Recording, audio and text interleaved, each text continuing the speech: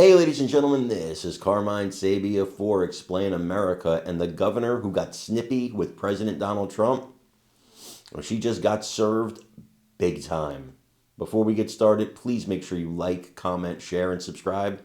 Those little things really help us out, and they help our channel continue to grow. And if you're not watching us on YouTube, please visit that address in the lower right-hand corner. It's youtube.com/@explainamerica. And when you get there, please hit subscribe absolutely free. It really helps us out. Yesterday, President Donald Trump was talking to governors at the White House, and he mentioned the fact that the state of Maine is not abiding by his executive order to keep boys and men out of female sports.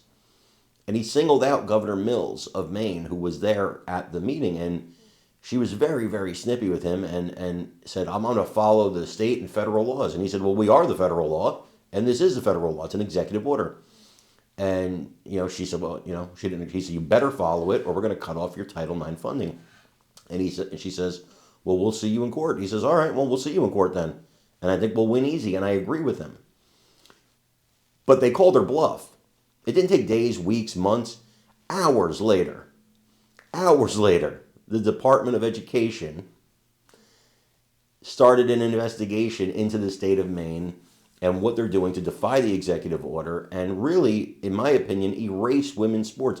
You just saw a biological male won the state championship in pole vaulting, smashing records. And my question is this: if the playing field is even for biological males who now identify as girls, as it is with biological girls, if there's no advantage, then how come they keep smashing records?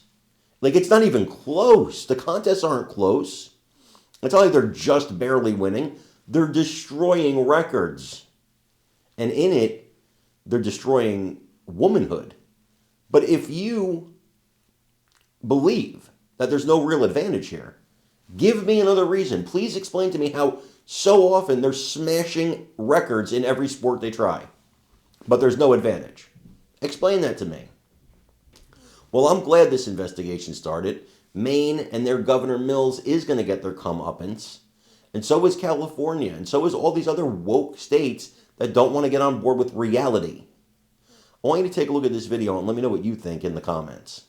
Yeah, it just goes the other way. I mean, yes, people do care about a lot of other things, Hugh, but when you're spending money to defend this and it's a federal law, Title IX, and the president's saying he's going to go after it, it seems an interesting choice. He's right, Brett.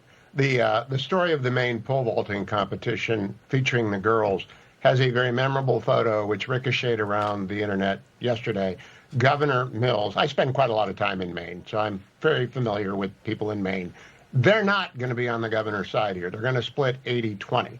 And they're going to be upset if the Department of Education's Office of Civil Rights concludes that Maine is in violation of Title IX, which I believe they will, and they're going to lose a lot of money. And by the way, everyone on that stand, the silver medalist, the bronze medalist, the other runner-up, we're not happy either because the crowned champion, the biological boy, now transgender girl, won the boys' championship, or did very well last year, came in 6th or something like that, and he beat her by the next closest competitor by 6 inches, shattering records. So it's not an issue which Democrats want to define their party on, but that exchange today, Donald Trump seized high ground, he's going to stand on it, and it was a big win for the president.